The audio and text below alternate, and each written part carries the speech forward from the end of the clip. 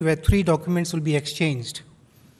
The first is an MOU between the Foreign Service Institute of India and the Diplomacy Academy of Turkey. This will be exchanged on the Turkish side by His Excellency Mr. Mevlut Çavuşoğlu, Minister of Foreign Affairs, and on the Indian side by Srimati Sushma Swaraj, Minister of External Affairs.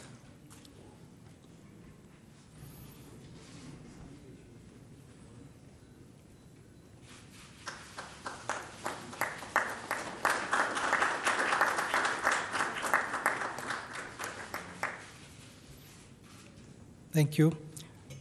The second MOU is on the Cultural Exchange Program for the year 2017 to the year 2020 to be exchanged on the Turkish side by His Excellency Mr. Nabi Avaç, Minister of Culture and Tourism, and on the Indian side by Srimati Sushma Swaraj, Minister of External Affairs.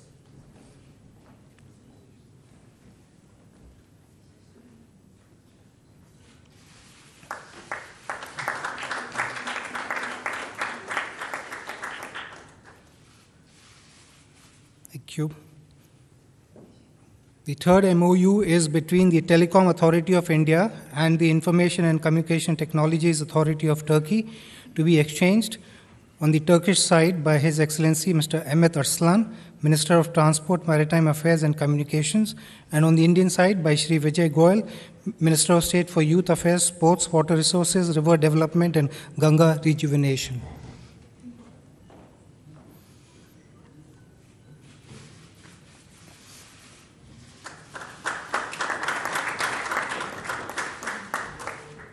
Excellencies, this concludes the exchange of agreement ceremony. I now hand over to my colleague, the spokesperson of the Ministry of External Affairs.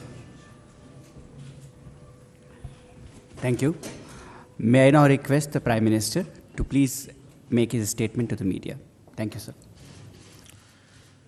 Your Excellency, President Erdogan, distinguished delegates, members of the media. It is a pleasure for me to extend a warm welcome to President Erdogan and his delegation to India. Excellency, I will always cherish the memory of my visit to Turkey for the G20 summit in November 2015. Your visit gives us an opportunity to reciprocate the warmth and goodwill that I enjoyed during my visit to your beautiful country.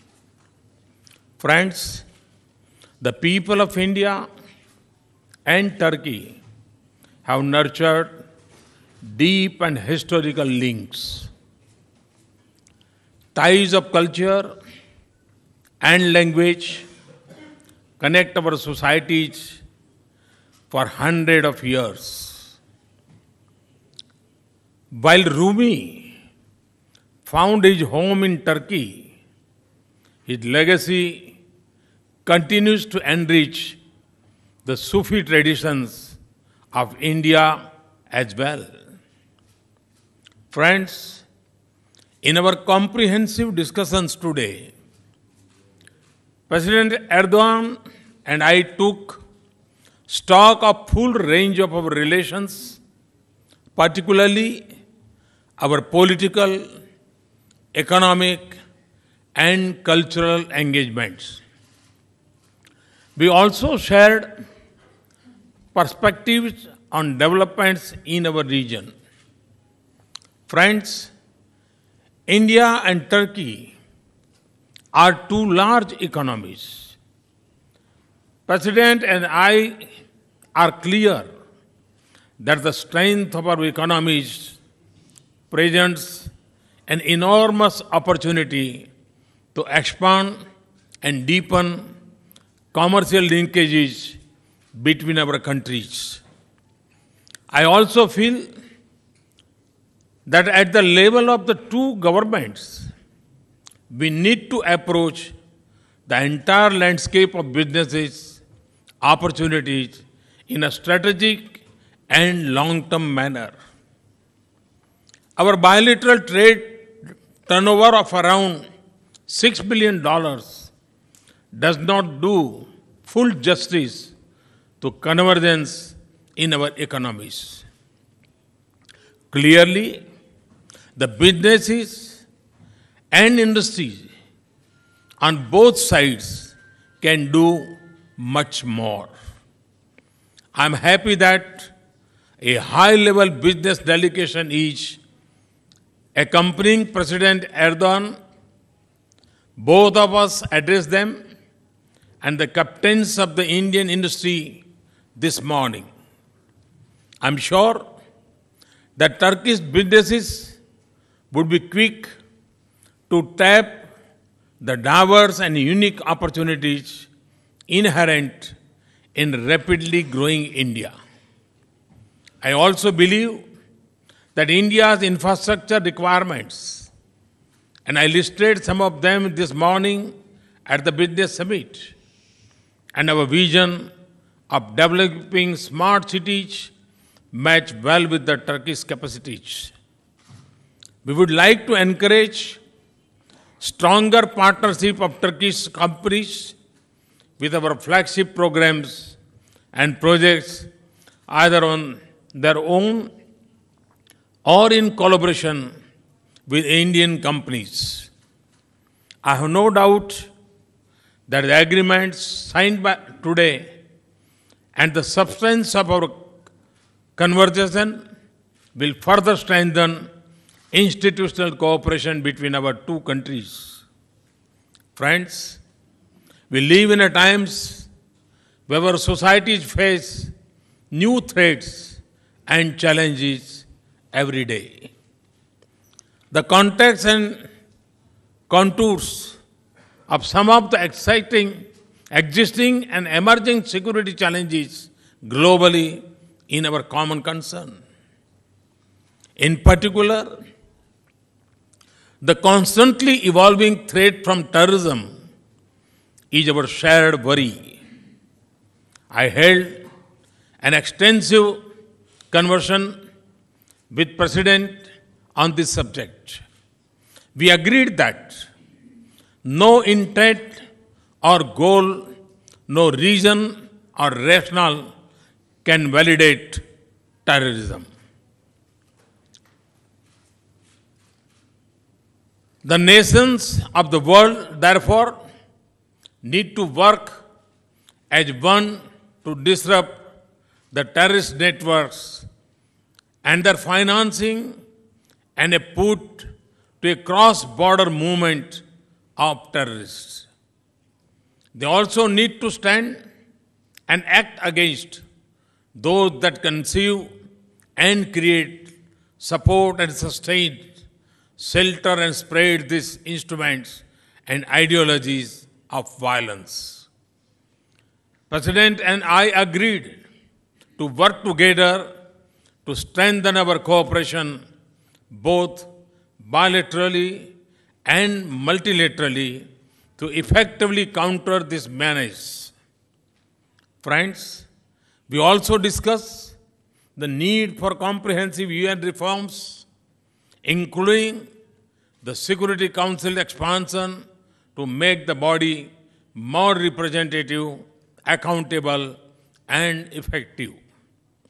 Both of us recognize the need for the UN Security Council to reflect the world of the 21st century and not of the century gone by. Excellency, let me welcome you once again in India. I thank you for very productive discussions. Our decisions today will certainly drive the India-Turkey partnership to a higher level. I wish you a fruitful stay in India. Thank you. Thank you very much.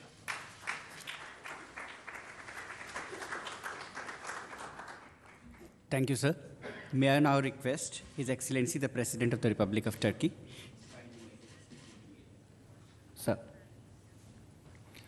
Sayın Başbakan, değerli His Excellency the dostum, Prime Minister, saygıdeğer heyet üyeleri, Türk ve Hindistan basınının kıymetli mensupları, sizleri en kalbi duygularımla, saygıyla selamlıyorum. Hindistan Cumhurbaşkanı Sayın Mukherjee'nin davetine icabetle Hindistan'da bulunmaktan büyük bir memnuniyet duyduğumu özellikle ifade etmek istiyorum. Öncelikle değerli dostum Başbakan Sayın Modi'ye şahsım ve heyetim adına kalbi şükranlarımı ifade etmek istiyorum. Sözlerimin hemen başında 24 Nisan günü gerçekleştirilen terör saldırısında hayatını kaybeden Hint güvenlik görevlileri için that took place on April the 24th. May the Indian security forces who have lost their lives as a result of that attack rest in peace. And I wholeheartedly condemn this evil attack. As a country fighting some of the most vicious terrorist organizations of the world, I can confidently say that we can relate to your pain and suffering. I would like to accentuate this fact. Turkey will always be by the side of India in full solidarity while battling terrorism. The terrorist organizations want to launch their propaganda over tears and suffering of the people, willing to create a future for themselves out of the pain of the victims. But regardless of their attempts, the terrorists will be drowned in the blood that they shed. I would like to quote Mahatma Gandhi. Power does not come from physical capacity. That who doesn't bow will give you power. And your will comes from not bowing down. And we will never allow the terrorist organizations to shackle our feet, and we will never bow down before them. Thank you. Distinguished members of the media, all throughout the Balkan Wars and all throughout the Turkish War of Independence, the people of India have always been very supportive, and we still enjoy the fond memories of that solidarity that you have so generously demonstrated. India, because of its location, because of its resources, and because of its economy, is strategically a very important country. In every international development that is unfolding in Asia, we see India playing a very critical role. India is advancing in every realm of the life possible, and this is a matter of joy for us.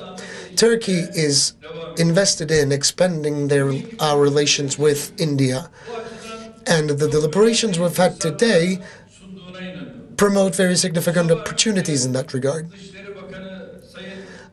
First, I've had a meeting with the Foreign Secretary of India, Sushma Swaraj, where we've discussed issues in a very productive fashion. And then with the Prime Minister, we had a very narrow scope meeting. And then we've had the working lunch with our delegations.